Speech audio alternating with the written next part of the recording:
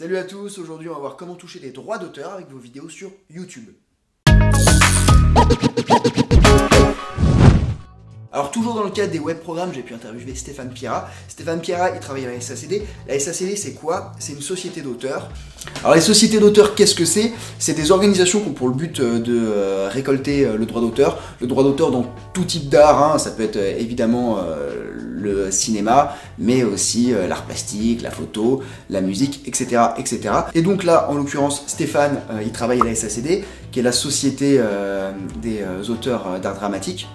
Donc en première partie d'interview, il va surtout nous expliquer ce qu'est la SACD, quelles sont ses missions, etc. Et en seconde partie, il nous parlera de la possibilité de toucher des droits d'auteur via YouTube. Et vous allez voir, par rapport à ce qu'on peut toucher sur YouTube, c'est pas inintéressant. Bonjour à tous, alors je suis avec Stéphane qui travaille à la SACD. Salut Stéphane. Salut Romain. Alors j'ai déjà expliqué en amont qu'est-ce qu'était la SACD. D'accord. On a vu la SACD, c'est une société d'auteurs, il y en a énormément, il y a la SACEM, il y a l'ADAMI, même si... Il n'y a pas tant que ça. Il y en a une dizaine quand même. Oui, d'accord. Voilà. Bon, une petite dizaine de sociétés d'auteurs. La SACD s'occupe des auteurs d'art dramatique, donc globalement c'est la fiction. C'est ça, c'est la fiction. Donc pour l'audiovisuel, ça va être la télé, le cinéma. Et puis pour le spectacle vivant, le théâtre, la danse, l'opéra pour la musique, la musique de scène. Et donc vous allez voir les différents diffuseurs, que ce soit... C'est ça. Alors sur l'audiovisuel, on a ce qu'on appelle les contrats généraux, qui sont en fait des contrats qu'on peut, par analogie, on peut dire c'est comme leur offrir un abonnement au... D'accord, ils payent chaque année au prorata de ce qu'ils ont diffusé. Alors c'est plutôt un pourcentage de leur chiffre d'affaires souvent, et qui vous donne et que vous redistribuez en fonction des nombres de passages de chacun. Voilà, c'est ça.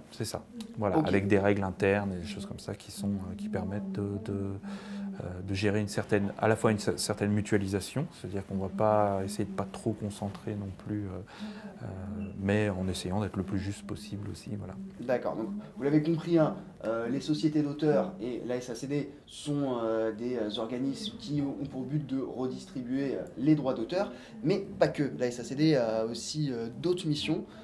Oui, alors c'est-à-dire qu'en parallèle, évidemment, on a pas mal d'actions qui sont des actions plutôt ce qu'on appelle actions culturelles, qui sont aussi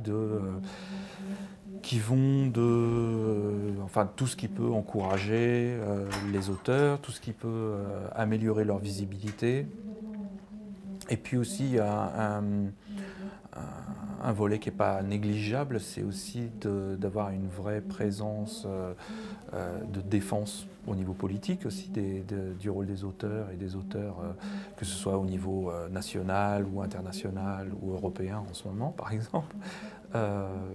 Voilà, donc alors qu'est-ce que vous mettez en place justement les actions pour aider les auteurs à créer? Alors pour les aides à la création, principalement on a une...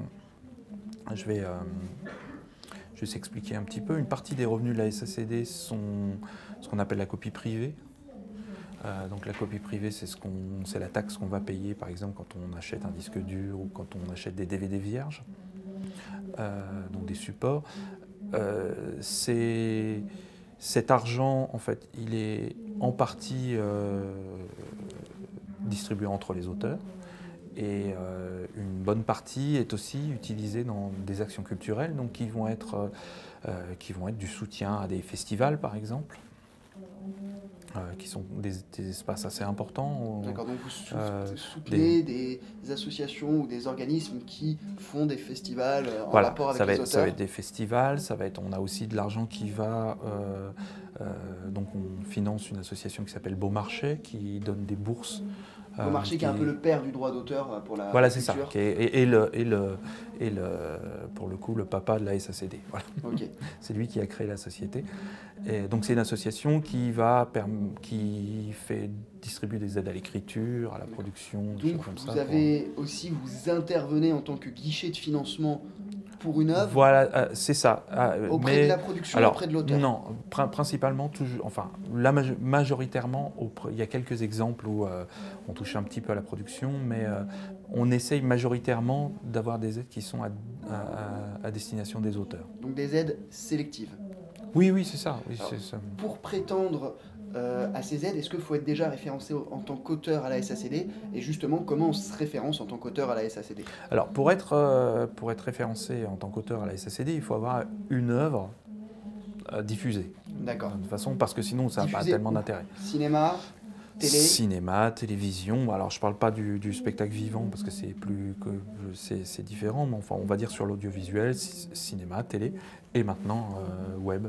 Web. Alors, autant diffuser une œuvre en télé, ça peut être compliqué pour un jeune auteur aussi. Oui, bien sûr. Encore plus. Autant le web, c'est super accessible. Ça veut dire que demain, est-ce qu'un jeune auteur de web-série qui a fait 50 000 vues avec sa web-série peut prétendre à être diffusé, à être...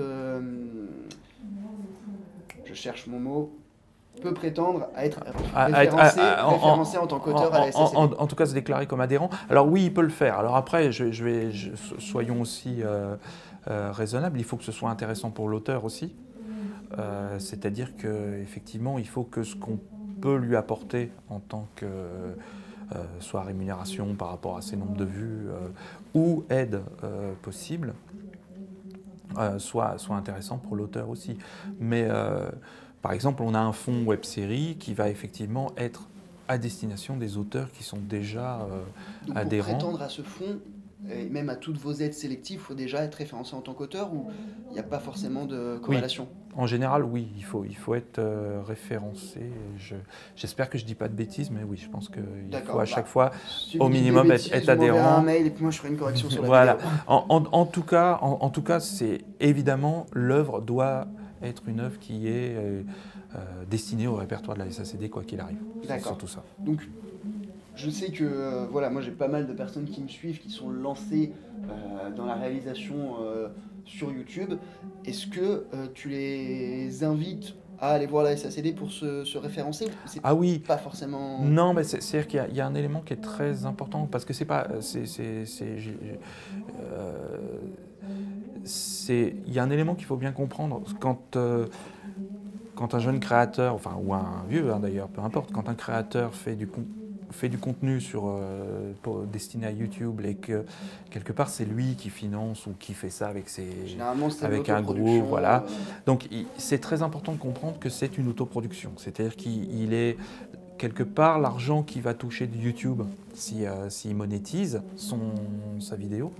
L'argent qui va toucher de YouTube, c'est ce qu'il va toucher en tant que producteur du projet. Mais pas en tant qu'auteur. Voilà. C'est vrai qu'en France, on a le droit d'auteur qui est notre rémunération. L'argent qui va toucher en tant qu'auteur, ça c'est la SACD qui va être en mesure de lui verser par rapport à l'argent à ces fameux contrats que j'ai évoqués. Et alors en termes de chiffres, tu saurais donner pour X vues, par exemple pour 1000 vues, c'est tant d'euros, une fourchette, c'est compliqué comme question? Alors c'est compliqué parce que c'est fluctuant, c'est fluctuant et c'est amené à évoluer évidemment, mais je vais donner quand même une fourchette actuellement. C'est pas des sommes énormissimes, mais c'est de l'ordre de 50 centimes pour 1000 quoi. 50 centimes pour 1000, donc voilà. On fait 100 000 vues, ça fait... je mettrai en bas de la vidéo parce que je me vois un calcul mental. Mais oui, c'est toujours ça et c'est des sources de rémunération qui sont peut-être anecdotiques, mais qu'on ignore aux jeunes créateurs et c'est toujours intéressant. C'est ça. Et même se faire référencer en tant qu'auteur à la SACD, c'est une reconnaissance et un nouveau pas vers une professionnalisation. Non. Et puis il ne faut pas oublier aussi qu'il y a... Enfin, moi, j'ai des exemples d'auteurs qui sont à la SACD, justement, qui peuvent avoir mis une vidéo en ligne il y a pas mal de temps et qui, je ne sais pas, pour une raison X ou Y, parce que tout à coup, quelqu'un est tombé sur cette vidéo, a commencé à faire du buzz dessus et se retrouve à faire plusieurs millions de vues plusieurs années après la mise en ligne. Et ça, c'est important parce que du coup... Donc il y a une rétroactivité aussi, si par exemple un auteur vient avec une vidéo, s'inscrit demain, mais qu'il a une vidéo qui est là depuis 4 ans et qui a fait 1 million de vues, il a le droit... Alors, oui, il y a une rétroactivité, évidemment, sur... après, là, pour le coup, je suis pas... j'ai pas le détail exact. Bas, les liens pour contacter la SACD. Voilà, c'est ça. Mais par contre, oui, évidemment, il y a une rétroactivité parce que les accords avec YouTube couvrent une période qui s'étend depuis 2007, je crois. Donc avec 2007 qui est quasiment la création de YouTube. Oui, c'est ça. Donc c'est vraiment, voilà, du coup on a une période très large. Et évidemment, c'est quelque chose qui est relativement nouveau parce que les accords sont récents. Donc il y a évidemment une partie rétroactive possible. Enfin, ou en tout cas, il est possible de déclarer les vues telles qu'elles sont aujourd'hui comme étant les vues à cette année-là, puisque l'auteur ne les a pas touchées avant. Alors, question importante, la SACD, c'est la Société des auteurs dramatiques. Oui. Sur YouTube, il y a énormément de productions. Oui. Vous ne couvrez pas tout type de production. Est-ce que vous avez je ne vais pas dire ligne éditoriale, mais on va dire un type, c'est simplement de la fiction? C'est ça. En gros, c'est fiction, humour. Fiction, humour. Alors le podcast, type one-man show, orienté de sketch. Voilà, c'est ça. Ça entre en compte parce que pour nous, on fait one-man show aussi. Parce que souvent, le souci avec YouTube, la chose qui est bien, c'est qu'on arrive de plus en plus dans un côté hybride des genres. Donc évidemment. On peut avoir de l'humour saupoudré de sketch avec, par exemple, la vulgarisation scientifique. Alors, en gros, ce qu'on ne fait pas, nous, parce que c'est plutôt la SCAM qui le fait, c'est le documentaire. D'accord. Voilà, le documentaire ou quelque chose qui n'a pas de contenu, enfin ce qui arrive beaucoup sur YouTube, c'est par exemple une image fixe avec de la musique derrière, ça on ne fait pas ça non plus. Voilà. Donc la SCAM qui est une autre société d'auteurs, qui est la société d'auteurs des journalistes, c'est ça? Oui, et des documentaristes principalement. Des documentaristes. Voilà. Par exemple, moi, là, si j'avais à me faire référencer dans une société d'auteurs, cette interview irait plus du côté de la SCAM que de la SACD. Voilà, et encore, faudrait voir si ça... Parce que eux prennent en compte plutôt ce qu'on appelle des documentaires de création, donc là encore une œuvre d'auteur plus que du... Là, voilà. On est plus dans du flux et non du stock, donc rapidement... Programme de flux, c'est un programme qui est censé se consommer une fois et pas plusieurs. Alors le stock, c'est un programme qui va perdurer dans le temps. Même si encore une fois sur YouTube, ces notions qui viennent de la télévision sont de plus en plus floues. Oui, bon, elles sont floues parfois à la télévision aussi. Elles sont floues parfois à la télévision aussi. Non, mais enfin, je veux dire, c'est... mais voilà, en gros, encore une fois, les sociétés d'auteurs s'occupent des œuvres d'auteurs, donc plutôt patrimoniales, on va dire. Autre question importante, est-ce que des personnes qui sont référencées en tant qu'auteurs à la SACD, il y a un travail de conseil, vous les accompagnez? Évidemment, oui. On peut prendre rendez-vous, on est un jeune auteur, on peut prendre rendez-vous à la SACD pour de formation peut-être aussi? Alors, formation, ce qui se passe beaucoup, parce que c'est vrai que il y a pas mal d'auteurs qui se lancent un petit peu sans trop avoir de repères actuellement sans connaître sur l'environnement. Voilà, l'environnement juridique. Voilà. Donc on a pas mal justement de gens qui sont des auteurs YouTube qui vont demander conseil. Il y a un service juridique qui donne des conseils aux auteurs et qui peut éventuellement, effectivement, parfois même prendre le téléphone pour rappeler à l'ordre un producteur qui serait un petit peu gourmand. Voilà. Ok, merci beaucoup Stéphane. On a découvert qu'est-ce qu'était la SACD, on a découvert aussi que si vous avez commencé à faire des productions sur Internet, vous pouviez éventuellement prétendre à rentrer dans la SACD et donc prétendre à être éligible au mécanisme sélectif de financement, donc c'est généralement des aides à l'écriture. Oui, alors il y a des aides à l'écriture qui sont... Alors pour les web-séries, c'est très particulier parce que c'est un fonds à part entière. Parce que c'est un fonds à part entière qui aide les deuxièmes saisons. C'est-à-dire c'est pour les gens qui ont déjà fait... Enfin, à partir des deuxièmes saisons. C'est-à-dire qu'en gros... Qu'elles aient été faites en autoproduction. Voilà, c'est ça. Non, mais la plupart du temps, c'est ce qui se passe. Hein. Enfin, oui, c'est souvent le moyen de poursuivre quelque chose qui a été initié par des auteurs ou par une toute petite production. Donc là, c'est une aide à la production pour les web-séries et vous intervenez à une somme fixe ou alors un pourcentage du budget? Alors non, c'est pas du tout un pourcentage du budget, c'est une somme fixe, mais je suis incapable de te dire. Pareil pour les obligations de réinvestissement, on n'a pas d'obligation de réinvestissement parce que bon, souvent les gens sur les web-séries ne sont pas payés. Après, quand on a des aides dites publiques, on doit évidemment payer ces gens. Est-ce qu'il y a des obligations? Non, je ne pense pas. Il y a des obligations par rapport à la contractualisation des auteurs. Je pense que ça, c'est évidemment la SACD est assez vigilante sur intransigeante sur le fait que ce soit fait dans les règles, évidemment, parce que sinon ça serait quand même un comble.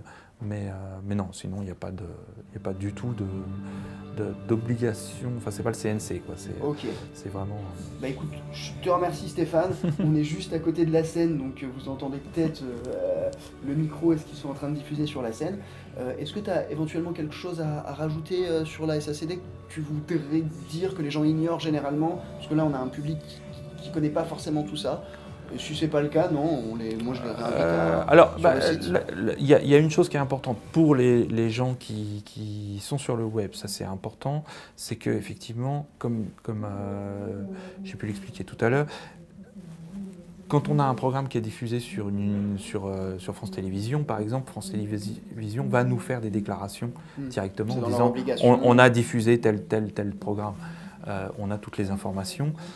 Sur le web, c'est tellement énorme que c'est impossible. YouTube ne peut pas nous donner ça, donc c'est l'auteur qui doit nous faire on a des modèles à créer un système d'attestation où l'auteur dit voilà, j'ai une œuvre qui est sur YouTube. On donne, alors évidemment, on a une URL, c'est facile, on peut aller voir. J'ai tant de vues à telle date et nous on peut aller vérifier. Et donc ça, c'est vraiment une démarche volontaire. Qui n'est pas aussi automatique que pour la télévision. Maintenant, c'est aussi très important pour les gens qui ne sont pas sur le web, ceux qui sont diffusés à la télévision ou qui sont... c'est qu'il faut aussi aller faire les déclarations parce qu'il y a de l'argent attaché à leur diffusion télévisée et qu'il y en a qui ne vont pas les chercher et qui ne vont pas s'inscrire. Il faut comprendre que dans les sociétés d'auteurs, il y avait beaucoup de personnes qui avaient le droit de l'argent mais qui n'allaient pas le chercher parce qu'ils ne le savent pas. Voilà, donc enfin c'est surtout, effectivement c'est quelque chose qui est très important, sachant, alors je vais juste le préciser parce que sachant que sur un film ou sur les auteurs qui vont être considérés par la SACD, et donc sur le réalisateur, le scénariste, enfin les scénaristes. Le compositeur c'est la SACEM ou c'est vous alors? Compositeur ça va être la SACEM, d'accord. Mais c'est évidemment un auteur. Et quand on fait des films d'animation, parce qu'on fait aussi pas mal d'animation à la SACD, on va considérer l'auteur graphique, c'est-à-dire le créateur du personnage aussi parmi les auteurs. Donc c'est important parce que du coup c'est aussi un espace où on signe des déclarations et on partage les droits entre les auteurs. Voilà, et super, bah écoute, je te remercie. Moi qui pensais déjà bien connaître le sujet des sociétés d'auteurs, j'ai encore appris plein de trucs. Voilà, donc, merci et puis à très bientôt sur Apprendre le cinéma. Ciao. Alors plus que d'habitude, je vais vous demander si vous avez aimé bien sûr, si vous avez appris des choses, de partager cette vidéo parce que je pense sincèrement qu'il y a quand même beaucoup de youtubeurs, des petits, des moyens et des gros qui ne connaissent pas ça et ils ont droit à un argent qui pour l'instant dort, donc c'est quand même dommage qu'ils ne le touchent pas. Donc voilà, plus que d'habitude, je vais vous demander de partager si vous pensez que ça peut aider quelqu'un. Sinon, comme d'habitude, vous pouvez vous abonner ou télécharger mon guide gratuit et puis moi je vous retrouve dans une autre vidéo. Ciao.